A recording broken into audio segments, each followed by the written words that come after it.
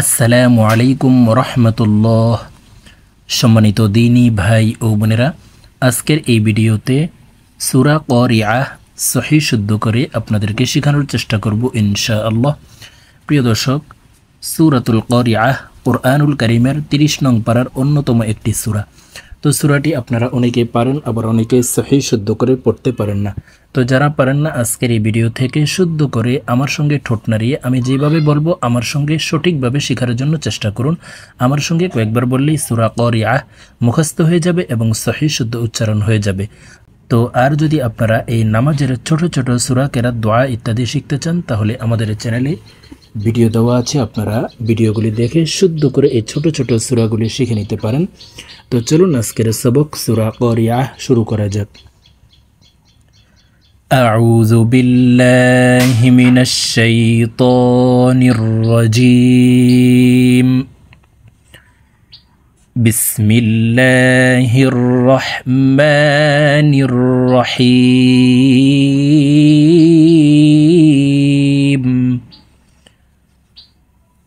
আল ক্বারিআহ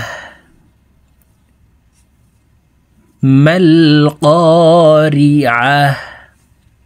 প্রিয় দর্শক, আমি একটি আয়াতকে 2বার 3বার এবং শব্দে শব্দে বলে দিচ্ছি, আপনারা আমার সঙ্গে ঠোঁট নাড়িয়ে বলার জন্য চেষ্টা করুন। আল ক্বারিআহ, আল ক্বারিআহ, মাল ক্বারিআহ, মাল ক্বারিআহ। প্রিয় দর্শক, এই দুইটি আয়াত যেহেতু ছোট দুইটি আয়াত, আমরা যদি মিলিয়ে পড়ি তাহলে এভাবে পড়ব। আল ক্বারিআতু মাল ক্বারিআহ ওয়া মা আদরাকা।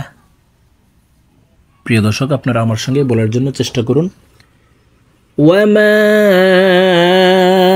আদরাকা মাল ক্বারিআহ, মাল ক্বারিআহ ওয়া মা আদরাকা মাল ক্বারিআহ। ইয়াউমা ইয়াকুনুন নাসু, يوم يكون الناس كالفراش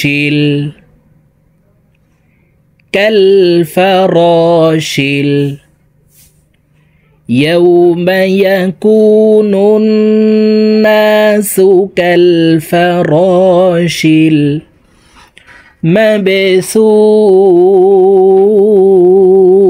المبثوث مبثوث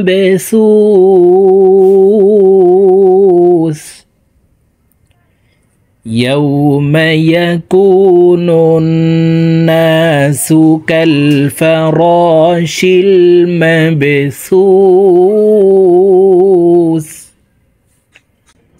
وتكون الجبال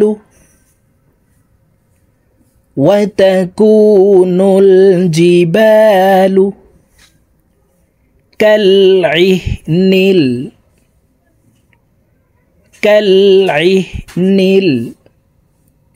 المنفوش। ফু এখানে 3 আলিফ টেনে শিনকে সাকিন করতে হবে। মদের হরফের বামের হরফে ওয়াকফ হইলে মধ্যে আরজি 3 আলিফ টানিয়া পড়িতে হয়। وتكون الجبال كالعهن المنفوش فأما من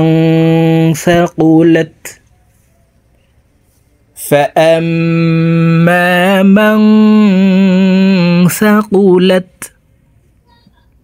موازينه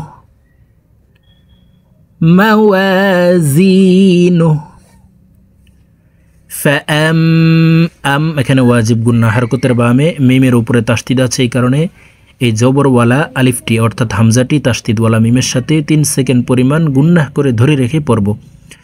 فأما من ثقلت موازينه فهو في عيشة راضية راضية ضدকে মোটা করে উচ্চারণ করতে হবে راضية فهو في عيشة راضية وأما من خفت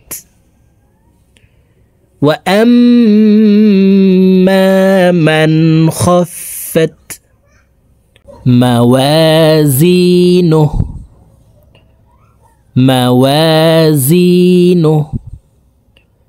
وأما من خفت موازينه فأمه হার উপরে উল্টা পেশ আছে ঠোঁট গোল করে এক আলিফ টেনে পড়ব فأمه هاوية هاوية فأمه هاوية وما أدراك ما هي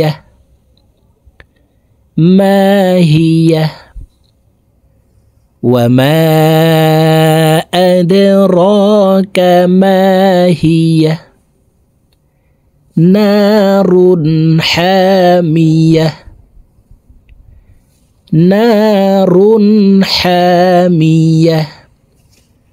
প্রিয় দর্শক আমি এখন সূরাতুল কারিআহ আপনাদেরকে একটানে রিডিং বলে দিচ্ছি। তো আমি প্রথমে যেভাবে শব্দে শব্দে ভেঙে ভেঙে বলে দিয়েছি এইভাবে শুদ্ধ করে শিখে তারপর একটানে রিডিং শিখে নেবেন। বিসমিল্লাহির রহমানির রহিম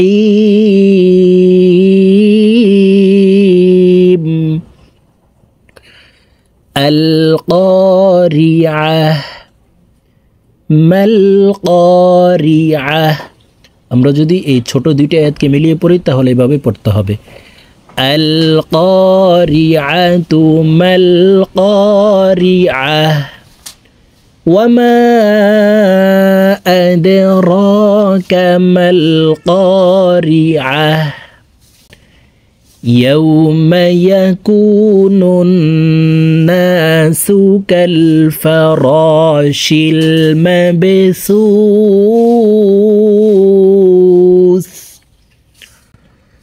وتكون الجبال كالعهن المنفوش فأما من ثقلت موازينه فهو في عيشة راضية وأما من خفت موازينه فأمه هاوية وما أدراك ما هي نار حامية صدق الله العظيم।